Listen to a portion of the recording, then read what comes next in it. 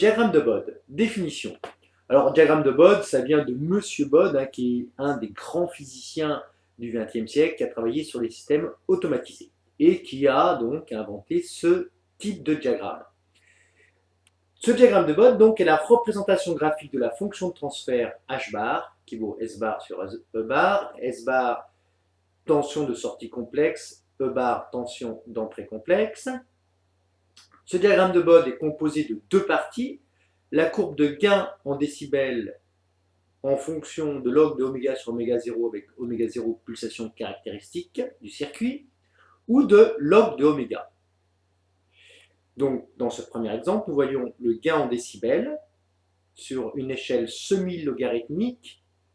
En ordonnée, on a le gain en décibels, et en abscisse, on a log de oméga, puisqu'on a ici une échelle logarithmique. 10 puissance 1 Hertz, radians par seconde, 2 fois 10 puissance 1 radians par seconde, 10 puissance 2 radians par seconde, 10 puissance 3, etc., etc. Donc, première chose, le gain en décibels en fonction de log de oméga. Et deuxième graphique, la courbe de phase phi en fonction de log de oméga, dans ce cas-là, dans cet exemple-là. Phi phase qui, dans ce cas-là, varie de 0 à moins pi sur 2, et oméga qui varie de 10 puissance 1 radian seconde moins 1 à 10 puissance 7 radian seconde moins 1. Alors, que nous donne comme information ce diagramme de Bode? Eh bien, pour chaque pulsation de la tension d'entrée, il va nous donner le gain en décibels, c'est-à-dire le rapport de la tension de sortie sur la tension d'entrée, et également comment évolue le déphasage phi entre la tension de sortie et la tension d'entrée. Le tracé du diagramme de Bode, comment s'y prend-on? Eh bien, en 1, il faut déterminer la fonction de transfert correspondant au quadripôle. En 2, il faut tracer des courbes asymptotiques. Donc, on étudie le comportement du gain en décibels et de la phase phi lorsque oméga tend vers 0 et lorsque oméga tend vers plus l'infini. En 3, on complète ensuite par le tracé réel en marquant quelques points aux environs des jonctions entre les courbes asymptotiques. Ici, deux courbes asymptotiques, la première, la seconde. Et ensuite, pour oméga égale oméga 0, on déterminera la valeur réelle du gain. Et maintenant, évidemment, le traditionnel exercice d'application. Tracé du diagramme de Bode correspondant au circuit suivant. Dans un premier temps, pour tracer le diagramme de Bode, il faut connaître la fonction de transfert, c'est-à-dire le rapport de la tension de sortie sur la tension d'entrée. Allez, je vous laisse faire ça, vous avez 2 minutes. Nous voyons ici que tous les dipôles sont parcourus par le même courant I, donc nous pouvons utiliser le diviseur de tension. Que vaut S bar, c'est-à-dire la tension de sortie complexe? Eh bien, l'impédance du condensateur, complexe évidemment, fois E complexe sur donc ZC plus ZR. ZC et ZR ont pour unité l'ohm, et E et S ont pour unité le volt, c'est les tensions. Bon, allez, on y va. Donc, S bar égale 1 sur JC oméga, voici pour l'impédance du condensateur, fois E bar, divisé par quoi? 1 sur JC oméga, plus l'impédance de R, ben c'est la résistance en ohm. Astuce du jour, ben les 1 sur B divisé par C sur D, c'est pas bon. Qu'est-ce qu'on fait? On multiplie par JC oméga en haut et en bas, ce qui nous fait S bar sur E bar, tiens, c'est H bar, voilà, égale quoi tout simplement? Eh bien, 1 sur 1 plus JRC oméga. Au passage, des volts sur des volts sans unité, ici vérifions, 1 évidemment sans unité, 1 sans unité, et RC oméga, eh bien R ce sont des ohms, 1 sur C oméga, ce sont des ohms, donc C oméga sont des ohms moins 1. Tout va bien, notre fonction de transfert est bien correcte en termes d'unité. En 2, qu'est-ce que je vais vous demander maintenant? Eh bien, le tracé du diagramme de Bode. Donc, tracé du diagramme de Bode, deux parties. Je vais vous demander de trouver le gain en décibels en fonction de log de oméga. Et puis, la phase phi en fonction de log de oméga également. Voilà, à vous de jouer. Bien, quelques petits rappels avant de trouver le gain en décibels et la phase phi.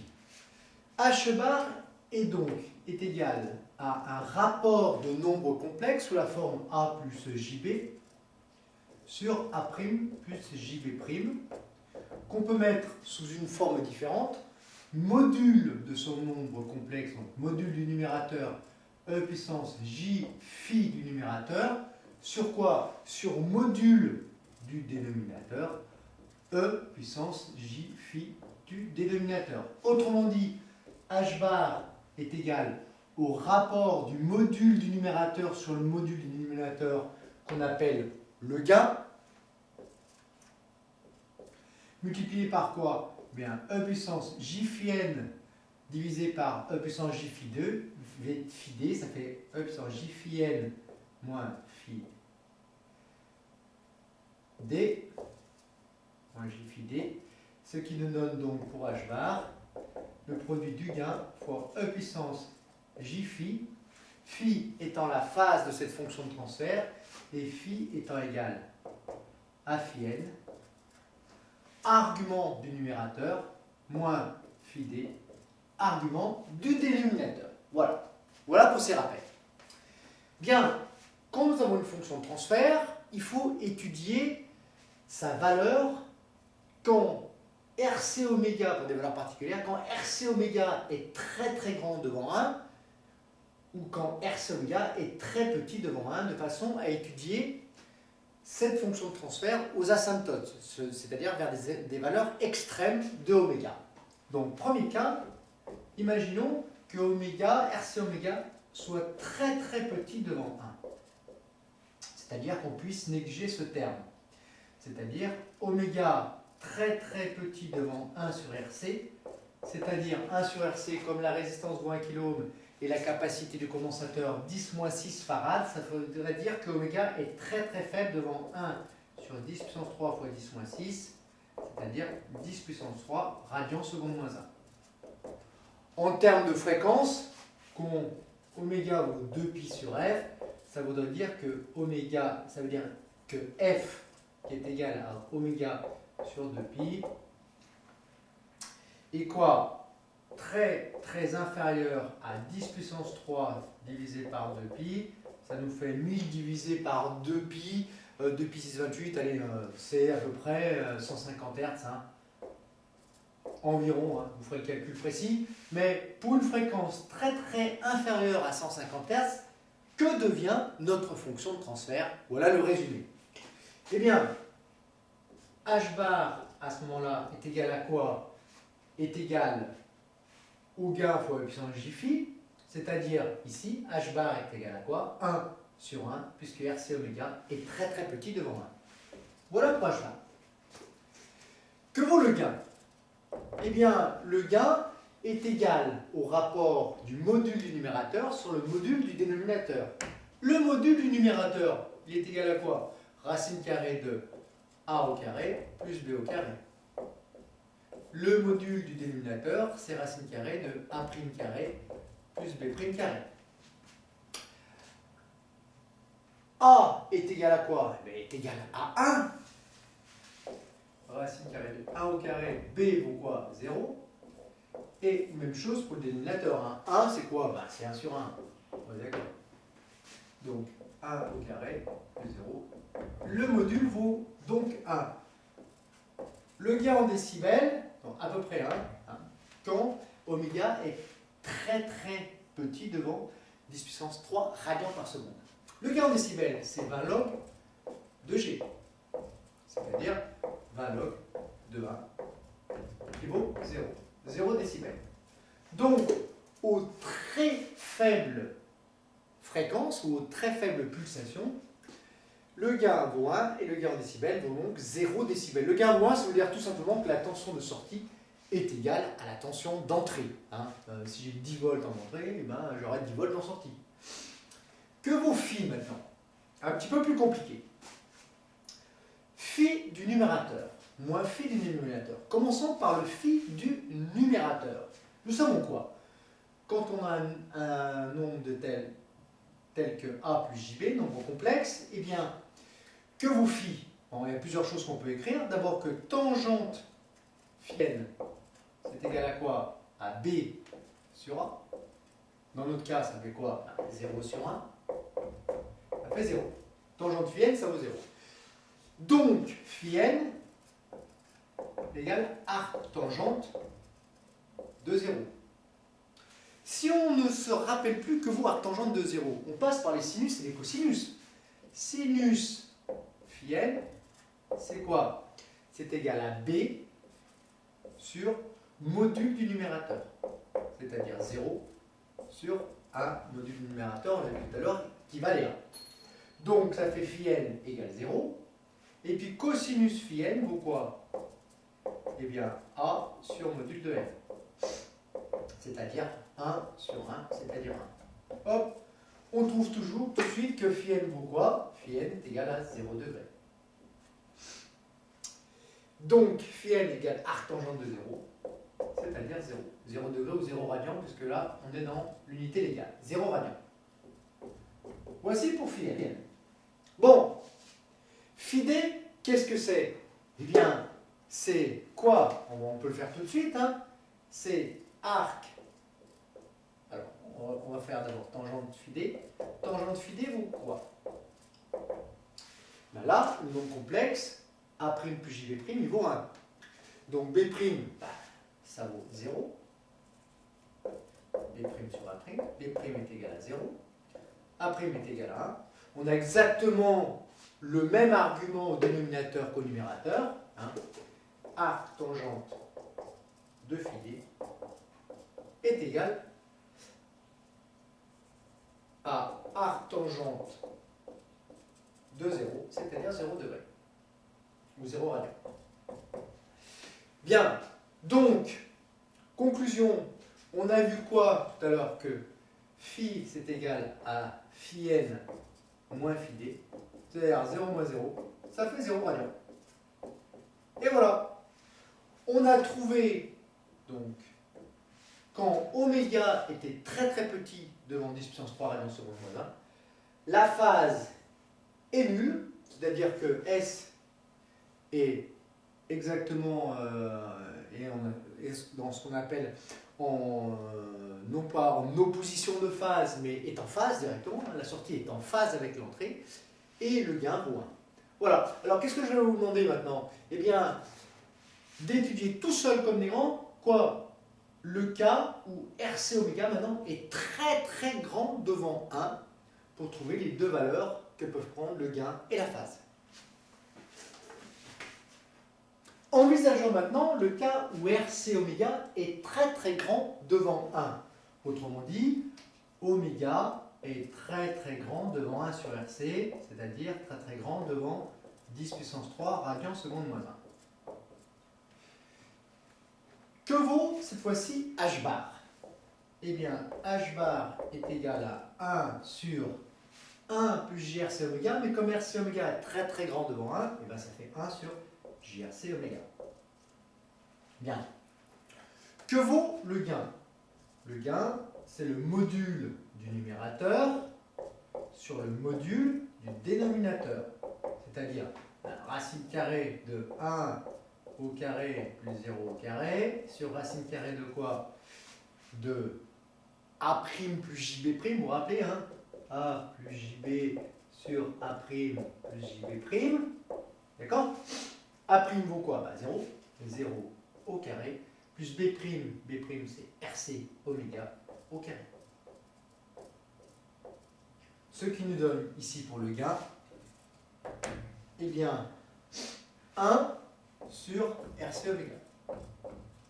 Que vaut le gain en décibels? Eh bien, le gain en décibels est égal à 20 log du gain, c'est-à-dire 20 log de 1 sur RC fois 1 sur oméga. Vous savez que log de A fois B est égal à log de A plus log de B. Autrement dit, ce gain en décibels, on peut l'écrire d'une autre façon.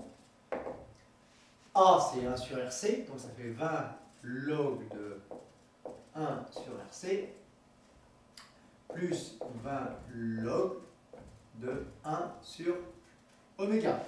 Autre chose, vous savez que log de A puissance n égale n log de A. Autrement dit, ce gain en décibels, on peut l'écrire d'une autre façon.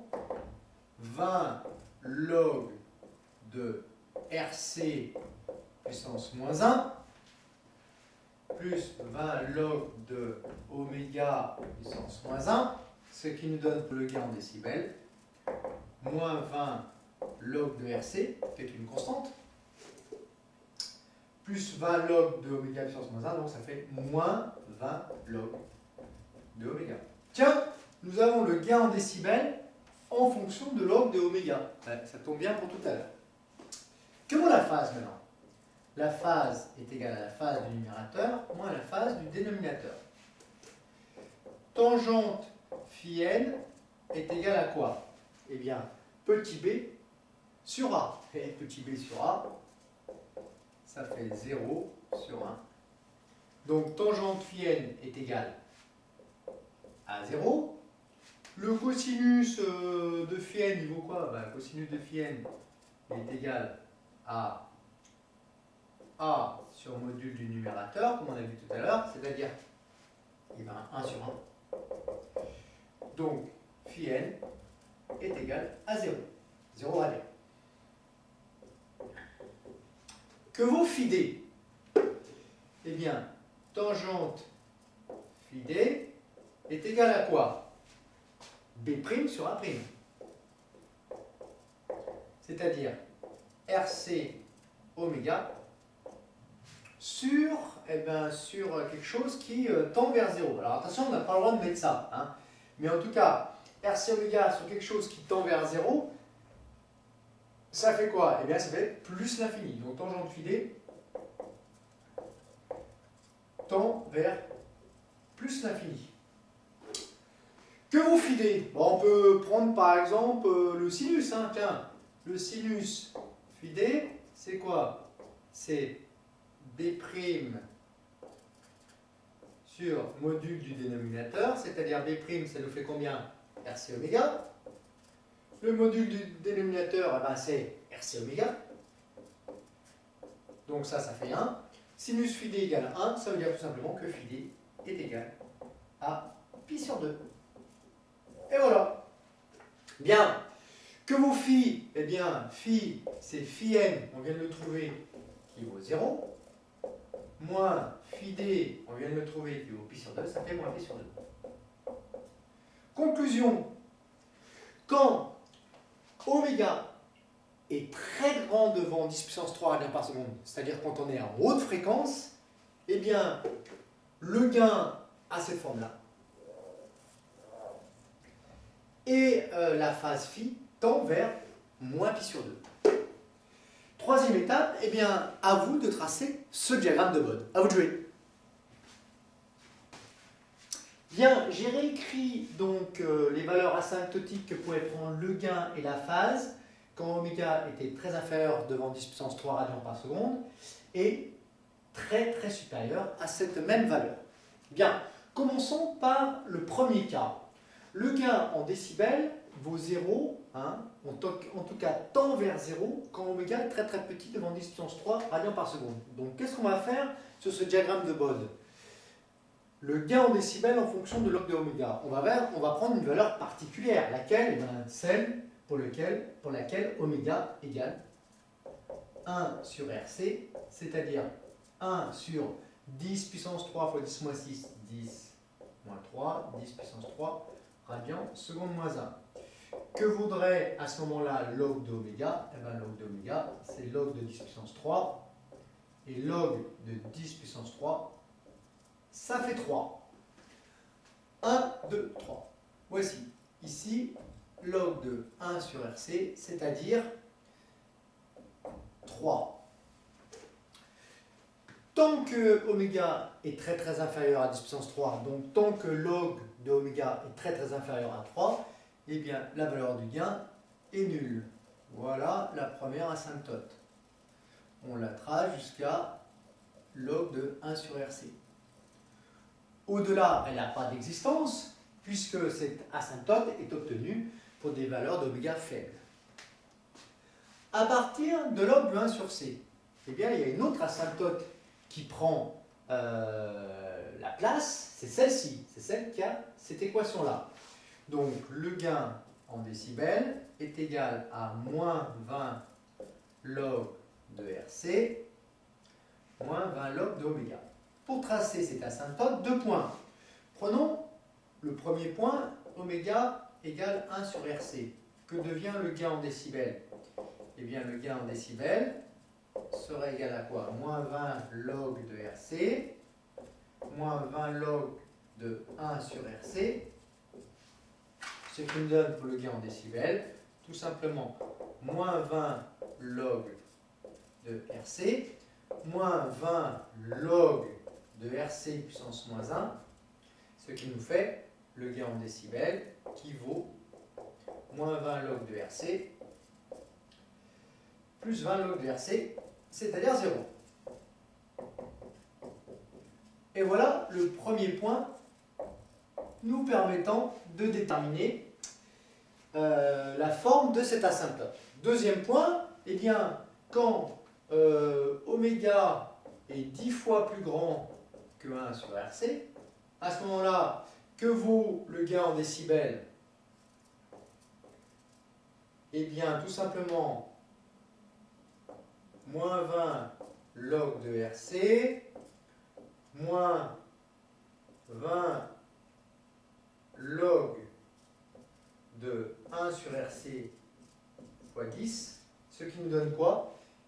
Eh bien, tout simplement, vous ferez le calcul, ça nous fait gain en décibels qui vaut moins 20 décibels.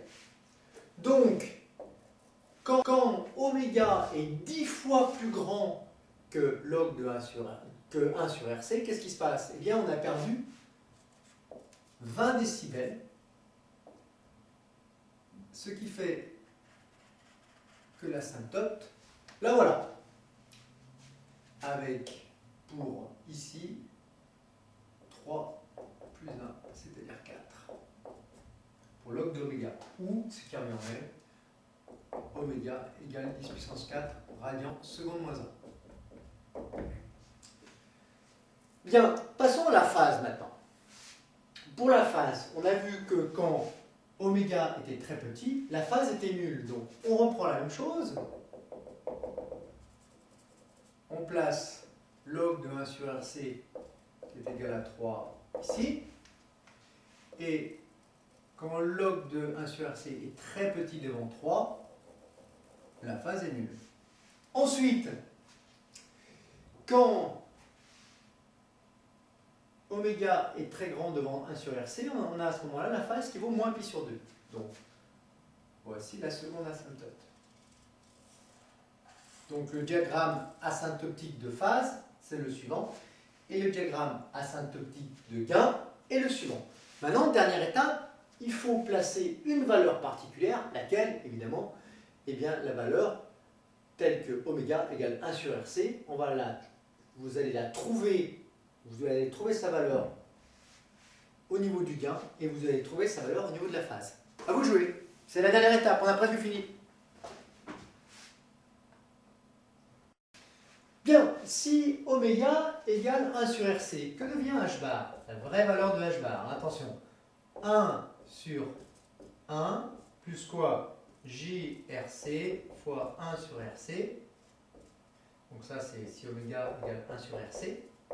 Ce qui nous donne donc pour h bar, Ben, 1 sur 1 plus j. Que vaut le gain? Ben, le gain, module du numérateur, c'est 1. Module du dénominateur, c'est racine carrée de 1 carré plus 1 carré. Hein. Ça fait 1 sur racine de 2. Autrement dit, le gain en décibels est égal à 20 log de 1 sur racine de 2, qui vaut 20 log racine de 2, c'est 2 puissance 1 demi. Comme c'est 1 sur 2 puissance 1 demi, ça fait 2 puissance moins 1 demi. Ce qui fait moins 3 décibels. Donc, quand oméga est RC, eh bien, la valeur du gain vaut moins 3 décibels. On peut tracer l'allure réelle, je dis bien réelle, du gain en fonction de log de oméga. Donc, quand log de oméga est très petit, eh bien, le gain en décibels tend vers 0 décibels. Ensuite, quand oméga vaut 1 sur RC, eh bien, la valeur en décibels, c'est moins 3 décibels. Et après, on tend vers cette asymptote à moins 20 dB par décale. La phase phi maintenant. Bon, quelle est la phase phi correspondant à h bar? Eh bien, c'est phi n moins phi d. C'est-à-dire arc tangente de 1 moins arc tangente de cette valeur-là. Donc, petit b' c'est 1, petit a' c'est 1. Donc, c'est arc tangente de b' sur a', c'est 1 sur 1. Ça donne donc quoi? Arc tangente de 0. Hop là, arc tangente de 0, puisque a est égal à 1 et b est égal à 0. Arc tangente de 0. Donc, ce qui nous fait donc quoi? 0 moins arc tangente de 1, c'est quoi? C'est pi sur 4. Donc, ça fait moins pi sur 4. Donc, on rajoute ce point qui correspond à la phase réelle, hein, pour oméga égale 1 sur RC. Quand oméga est très petit devant 1 sur RC, donc log de oméga très petit devant log de 1 sur RC, eh bien, la phase tend vers 0.